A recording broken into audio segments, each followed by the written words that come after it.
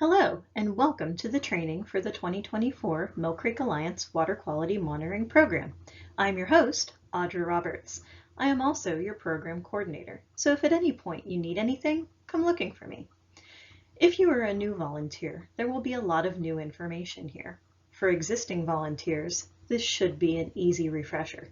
In fact, you will see 2023 me and our 2022 Blue Team intern Grace Berman throughout today's program.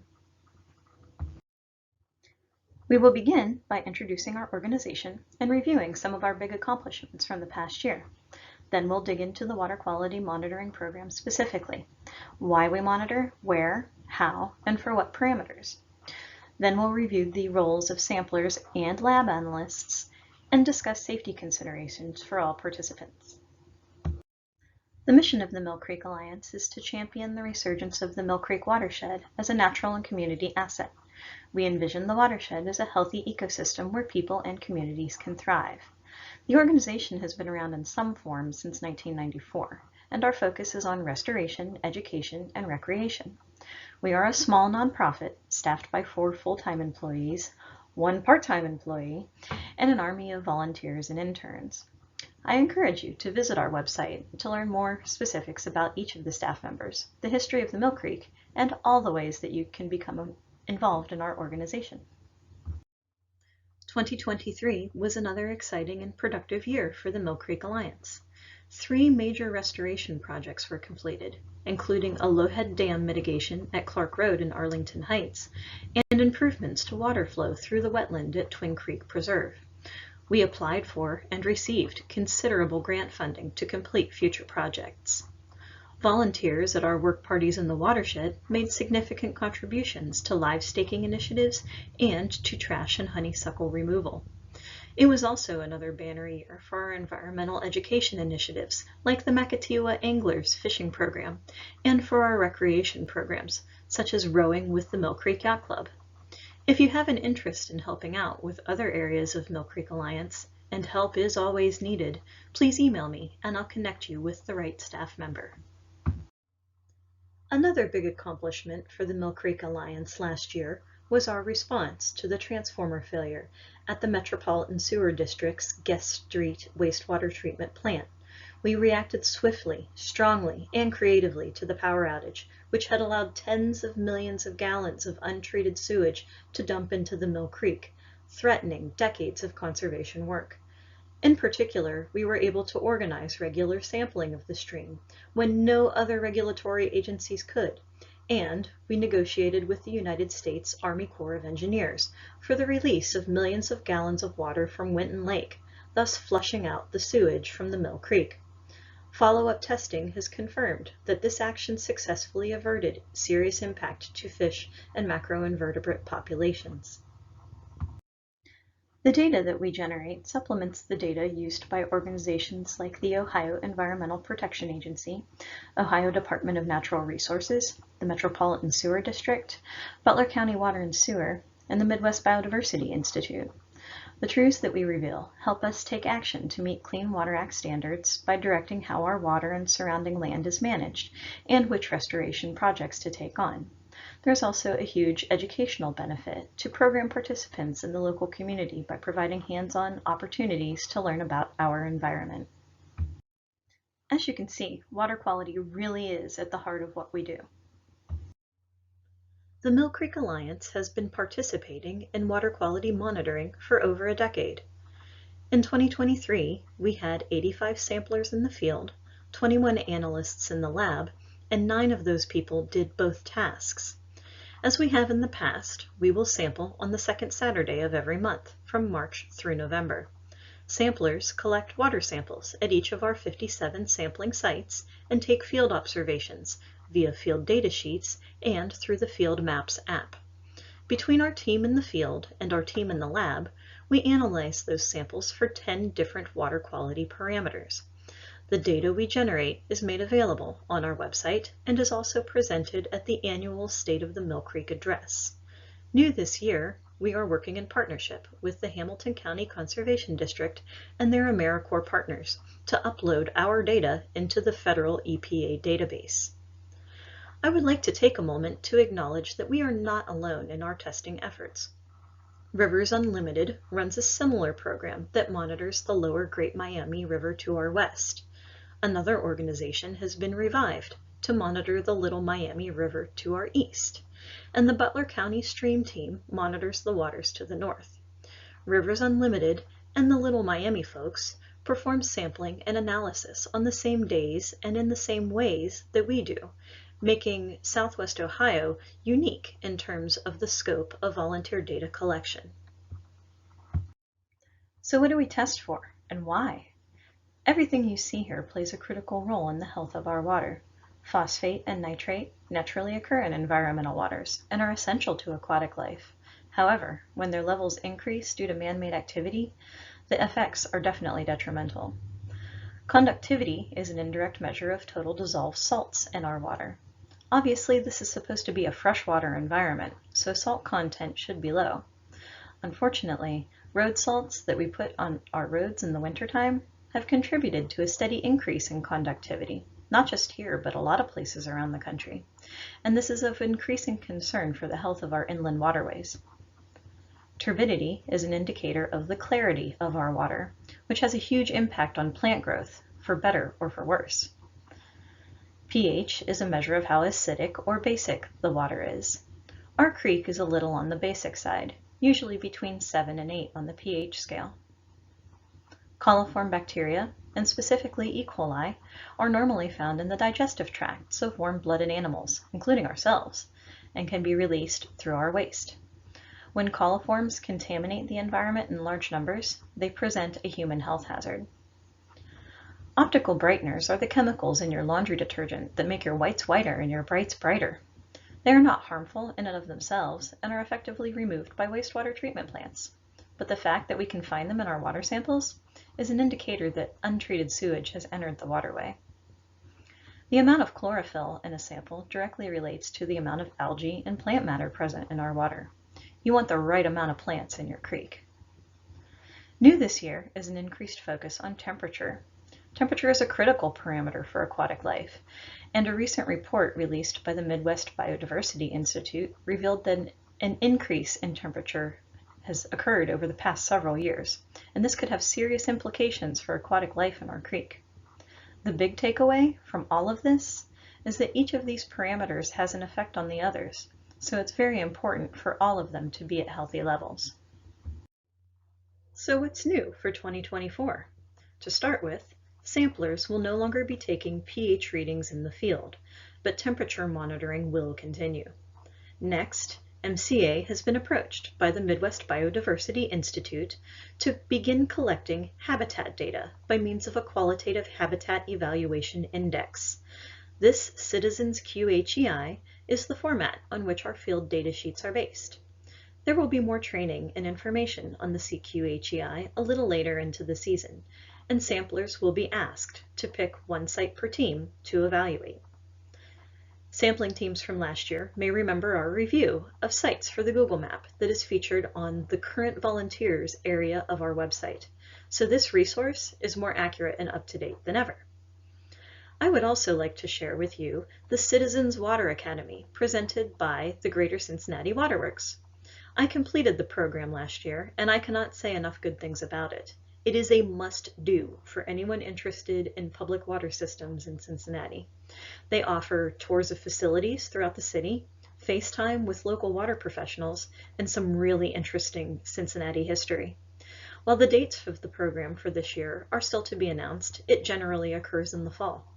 I encourage you to check out the link for more information and to apply to participate. It has been a few years since MCA has offered a Level 2 Ohio EPA Chemical Water Quality Assessment training.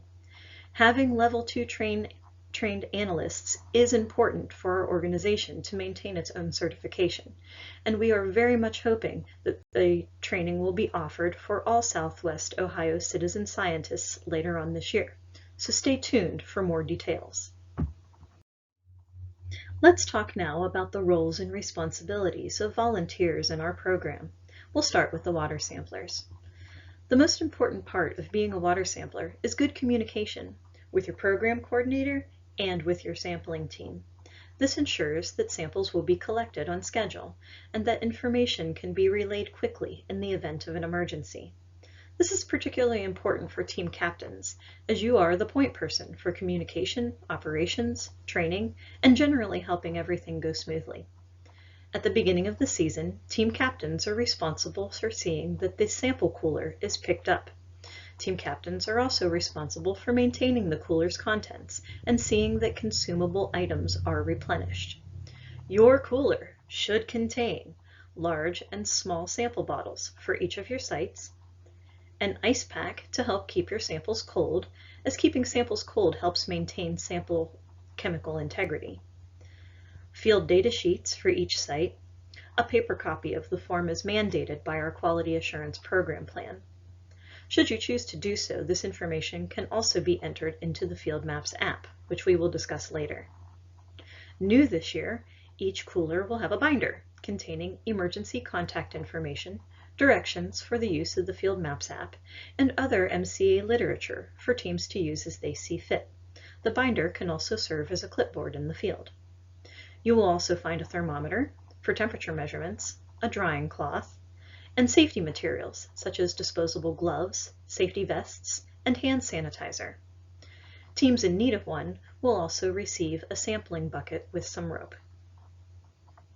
Much like the eco-testers before them, the thermometers in your coolers are professional scientific instruments, so please treat them with care. They feature a removable plastic protective sheath, a power button, a units button so that you can switch between degrees Fahrenheit and degrees Celsius, and a max-min button. The max-min button, when pressed, will show you the highest and lowest temperatures experienced by the thermometer since it has been powered on. You should not have to use this button, so if you accidentally press it, or if there's any confusion, simply turn the thermometer off and back on again, and you will have a live temperature reading. As I said previously, we sample at 57 different sites throughout the Mill Creek watershed, including the Mill Creek main stem and its tributaries. Since our Google map has been updated, getting to our sampling sites has never been easier. If you go to the water quality area of our website, click the orange Current Volunteers button and log in, you will find our interactive Google map. Once you open the map, click the upside-down arrow on the left-hand side of the screen to open a menu of all of the sampling sites. Then, select the site you would like to get directions to. Once the site has been selected, you can click on the diamond-shaped arrow symbol on the top right corner of the side panel to get directions to this location. While participating in this program, your safety is always our top priority. Always use your best judgment and don't do anything that would obviously put your safety at risk. You are more important than the water sample. For this reason, it is important to work in teams of 2 people or more so that someone is always available to call for help if needed. Furthermore, always have a cell phone, preferably waterproof, in the event that you need to make an emergency phone call. It's important to get to know your team members. You should know if they have health issues or allergies that could affect their abilities in the field. For example, if someone is allergic to bees, you should discuss the use of an EpiPen in the event of an emergency. Always dress for the weather and streamside conditions, and especially wear appropriate footwear. Remember, the goal is to stay dry and avoid direct contact with the water. It's safest to assume that the water is contaminated with something that could be a hazard to your health. Wear bright colors and the safety vest provided so that you are highly visible, especially if you are at the side of the road or sampling from a bridge. If you're using a bucket to help you collect the sample, you should use the rope provided to tie off the bucket to a fixed source. You never know how strong the water current might be. We wouldn't want you to lose the bucket or worse, yank your arm out of its socket while trying to collect a water sample. Always park your vehicle in a safe place with public access. You should never need to trespass or enter private property. If you find yourself interacting with members of the community, wearing your safety vest and carrying some Mill Creek Alliance print materials can help legitimize your presence and your sampling activities. Most of us are pretty outdoorsy. Always keep an eye out for and avoid poison ivy, poison oak, insect nests, and wild animals. A note about gloves. Please wear them. I know that going through disposable gloves feels wasteful to the environmentalist in all of us. However, it is important to remember that most of our sites experience high coliform bacterial counts, not to mention what pathogens and pollutants may be present in the water that we don't test for. The gloves protect you, and the gloves protect your water sample from cross-contamination with other sites. It is preferred that you use a new pair of gloves for each site. If you find yourself without gloves, make sure to wash any exposed skin thoroughly with soap and water. Definitely don't have any hand-to-face contact until you do so. When you collect your water sample, make sure you are using the correct bottle for your sample site. Verify that the number on the lid matches the number on the bottle. Remember to collect one large and one small sample for each site. Some sites will have field duplicates. Those bottles will be marked with the site number and the letter D. In the case of field duplicates, you will ultimately collect 4 bottles worth of sample from the same site. The field data sheet is a mandatory part of our quality assurance program plan. If you are new to field data sheets, please take the time before the event to familiarize yourself with the different pieces of information you will be asked to provide, and ask me if you have any questions. You should have one completed field data sheet per site per event. Please complete the form to the best of your ability. This includes date, site number, site name, time of collection, and the names of the volunteers involved in the collection. Please do not assume that MCA staff knows the specifics of your sample collection. Report the weather conditions as accurately as possible. You can refer to local weather agencies for specific information if needed, and there are some website suggestions on the form. For watercolor, try to determine the color of the water specifically, not the color of the sediment or vegetation on the creek bottom underneath. Examining the sample once it's in the water bottle can also be helpful in determining color. For items such as water odor, depth, flow, surface appearance, and algae presence, use your best observational judgment and your past experience with the site to report your findings. Know what kind of discharge pipes are present at your site, and note whether or not they are flowing. When it comes to bank stability and erosion, again, use your best observational judgment and make a note if you become aware of any significant changes. Collect a temperature reading in the units of your choice. If something extreme is happening that affects your ability to reach your sample site, please reach out to MCA staff via phone or email so that we may address the situation with some urgency. Field data sheets are not always processed immediately, and we wouldn't want to miss anything critical or time-sensitive regarding your site. It can sometimes be confusing to recognize what kind of discharge pipes you have near your site. Stormwater drains or industrial pipes may be identified by a quick inspection of the surrounding area to determine their source. Combined sewer overflows should be posted with a public notice in the area containing the identification number of the CSO. If you are unsure whether or not your discharge pipe is a CSO, the website listed may be helpful for identification purposes. In the world of water quality analysis, the sample is king.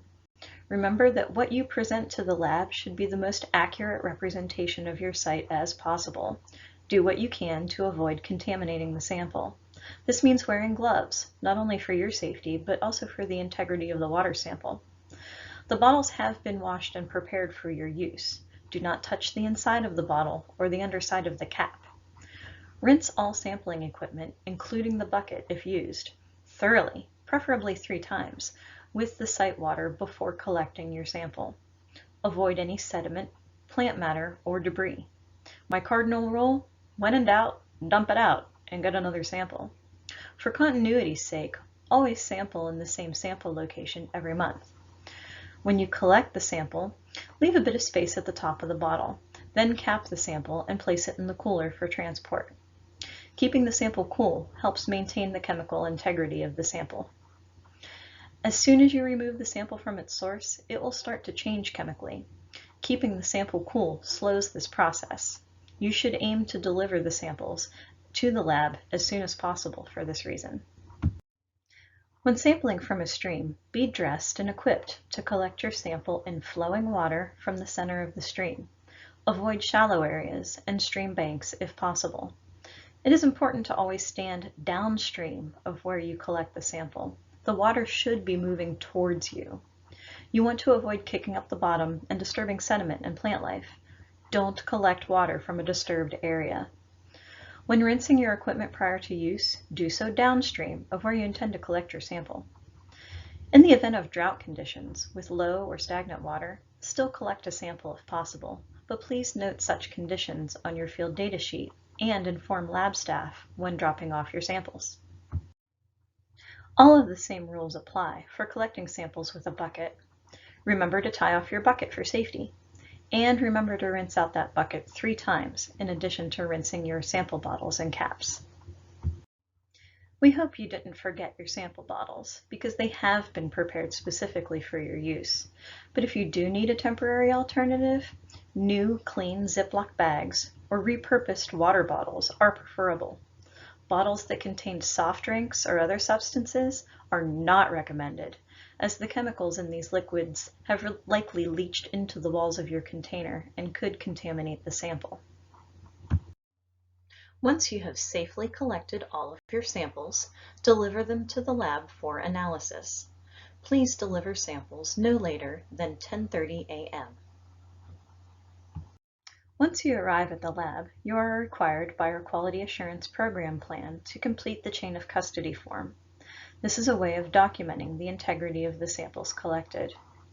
If you've been wondering what a Quality Assurance Program Plan, or QAP, is, it is a document approved by and on file with the Ohio EPA that describes in detail how our program operates. When we complete our sampling and analysis tasks according to our QAP, it ensures that our resulting data is of a specific level of quality and can be relied upon to be accurate for specific government tasks. Let's switch our focus to the lab volunteers, who pick up where the samplers leave off. Lab analysis occurs on sampling Saturdays between 10:30 a.m. and approximately 3 o'clock p.m., or however long it takes to complete the work. Analysts are welcome to arrive as early as 10 a.m., as some samplers tend to drop off their samples early. There are 7 different workstations in the lab. Some of them operate better with 2 or even 3 volunteers. For that reason, we prefer to have 8 to 10 volunteers for every Saturday event. Analysts are encouraged to indicate their intention to work on the lab volunteer availability document available on our website, so that lab staff can plan for the day. Because the coliform tests need to incubate for 24 hours before they are counted, 2 or 3 volunteers are also required each Sunday of event weekend. These volunteers read and record the results of the coliform tests, which takes about 2 hours. While lab experience is helpful for any of these activities, it is not mandatory. Analysts have access to lab training materials on the website, and the standard operating procedures are in the lab, along with on-site training. Much like the samplers in the field, analysts are expected to make safety their #1 priority. So let me ask, who is the person most responsible for your safety? You are. All analysts will be given a safety tour of the lab so that they know where all of the personal protective equipment, first aid equipment, and the right to know station is located. Volunteers are expected to wear the gloves, goggles, and masks provided. When working with the water samples, please remember that the sample is still king. Treat the samples the same way in the lab as was done in the field. Take care not to contaminate the samples. Do not touch the insides of the bottles or the undersides of the lids. Remember that water only comes out of the sample bottle. Water is never poured back into the sample bottle. When using pipettes, use a new, clean pipette tip for every sample. Water samples for most tests will come from the large bottles. The small sample bottles are for coliform testing only. Lab work can be very technical. Always ask for help if you need it. If a data result doesn't look right to you, it's probably not. As with samplers in the field collecting good water samples, when in doubt, dump it out and perform a new test. When all the testing is complete, all samples and spent chemicals should be poured down the lab drain. Again, remember that there are additional training videos available on our website to support lab analysts. Lab analysts are also asked to keep the volunteer lab availability document as up to date as possible. We need 8 to 10 volunteers on Saturdays to keep operations flowing nicely. While additional volunteers may not be turned away, they may serve in a support role as a data scribe or a sample runner, as opposed to performing sample analysis. 2 or 3 volunteers are also needed on Sundays to count the results of the coliform test. Keeping this volunteer lab availability document up to date helps staff prepare for the workload. The next portion of this presentation is all about ArcGIS Field Maps. ArcGIS Field Maps is an app that is downloaded onto your smartphone and allows you to input data into an online map while in the field. As a result, we can use this map to track field data across all of our sites over time. This app is available for free to download in your phone's App Store by searching for ArcGIS Field Maps. If you have previously installed the app, make sure that you are logged in using the correct login information. The username should be public MCWCC and the password should be millcreek1. In addition, the following instructions assume that you will have an internet connection while in the field. If you don't have an internet connection in the field, or if you run into any trouble at all or make a mistake when using the Field Maps app, make a note on your data form and a GIS specialist will review and modify the Field Maps entry. This slide explains how to upload pictures you take when out in the field. One important note to make is that the app sometimes will not let you upload photos. If you run into any difficulties, please email any pictures taken to Audra Roberts at aroberts@themillcreekalliance.org. In addition, when taking photos, make sure to photograph the exact area that you are taking samples from. This will ensure that photos most accurately represent our sampling sites. When taking photos, also make sure to take 4 photos per site. Take 1 upstream, 1 downstream, 1 showing the left bank of the site, and 1 showing the right bank of the site. To upload the photo, once you're in the app, click on your sampling site.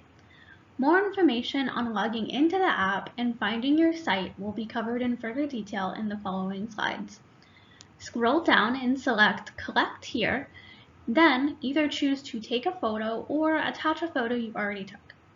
Repeat this process for each of the 4 photos. Make sure to hit Submit once you are done. Now we will learn how to upload field data to the Field Maps app on an iOS iPhone. While the process is very similar for Android phones, make sure to follow the tutorial based on your specific smartphone, as the images provided for each tutorial match the interface of each specific smartphone. To begin, once you are logged in, you will be redirected to a page that shows all of the Mill Creek Alliance's ArcGIS maps. As a volunteer, you should choose the Mill Creek Water Sampling Map. Once this map has been chosen, an alert will pop up asking you to choose your location preferences. Since it will be easier to locate your site on the map if your location is taken into account, it is recommended to select the Allow While Using App option. Location preferences can always be modified at a later date in your phone's general settings. When prompted, click View, then click on the yellow triangle next to Sampling Sites on the screen. You should now be able to view the map, which should consist of many blue dots around the watershed. It may take a few seconds to load, and you may need to zoom out using the touch screen to view all sites. When viewing the map, it's important to note that the darker blue dot represents your current location. This dot will only show up if you have allowed the app to view your location. This dark blue dot does not represent a sampling site. However, the light blue dots do represent site locations. The next step is to find your sampling site on the map. A quick tip for doing this is to use your current location, which is that dark blue dot. Your site should be located very close to or even overlapping your location, since you will be out in the field when inputting data. When you click on a site, the site number will appear at the bottom of your screen. You can use this to make sure you have selected the correct site number. Once you have selected your site, slide up to see more information about the site and click on the Sampling Info button. Next, click Add and once again confirm that the site number is correct before proceeding. Add data by selecting each category and choosing from either a list of options that are given or by typing in the information. This will all be prompted depending on the parameter you are entering for. This should also mirror the field data that is recorded on the paper copy of the field data sheet. This slide shows an example of what the site information should look like when filled out. Notice that all of the parameters do not fit on a single screen, so you must scroll down to see each category. Once all of your field data has been entered, make sure to click the Submit button in the top right corner of the screen.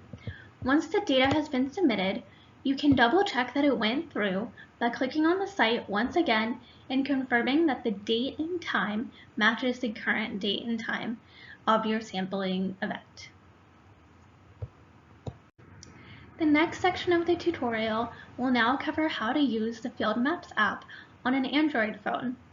Again, while this is very similar to iOS phones, make sure to follow the tutorial for your specific smartphone, as the directions differ slightly and the images provided follow the interface for that phone. To begin, once you are logged in, you will be redirected to a page that shows all of the Mill Creek Alliance's ArcGIS maps. As a volunteer, you should choose the Mill Creek Water Sampling Map. Once this map has been chosen, an alert will pop up asking you to choose your location preferences. Since it will be easier to locate your site on the map if your location is taken into account, it is recommended to select the Allow While Using App option. Location preferences can always be modified at a later date in your phone's general settings. You should now be able to view the map, which should consist of many blue dots around the watershed. It may take a few seconds to load, and you may need to zoom out using the touchscreen to view all sites. When viewing the map, it's important to note that the darker blue dot represents your current location. This dot will only show up if you have allowed the app to view your location. This dark blue dot is not a site. However, the light blue dots do represent site locations. The next step is to find your sampling site on the map. A quick tip for doing this is to use your current location, which is that dark blue dot. Your site should be located very close to or even overlapping this dot, since you will be out in the field when inputting data. When you click on the site number will appear at the bottom of the screen. You can use this to make sure you have selected the correct site number. Once you have selected your site, slide up to see more information about the site and then click on the Sampling Info button. Next, click Add and once again confirm that the site number is correct before proceeding. Add data by selecting each category and choosing from either a list of options that are given or by typing in information. This should mirror the field data that is recorded on the paper copy of the field data sheet. When selecting the date, use the calendar provided when you click on the Date button. Make sure to click the gray check mark in the top right corner before proceeding to save the date. Use the same procedure to enter the time using the provided clock. This slide shows an example of what the site information should look like when filled out. Similar to the iPhone, notice that all of the parameters do not fit on a single screen, so you must scroll down to see each category. Once all data has been entered, make sure to click the gray check mark button in the top right corner of the screen. Once the data has been submitted, you can double check that it went through by clicking on the site once again and confirming that the date and time matches the current date and time of your sampling event. I hope you're not too overwhelmed by all of the information presented here today. Please remember that this and all other trainings are always available on our website, themillcreekalliance.org. In addition to the training materials, you can get copies of important forms, directions for the day of sampling operations, access to the lab volunteer availability schedule, and more. To access this, go to the water quality portion of the website, click Current Volunteers, and log in with the password Saturdays. Thanks so much for your time today. If you have any questions, comments, concerns, or even just a good joke, you can email me, Audra Roberts, at aroberts@themillcreekalliance.org. Thanks again, and have a great year.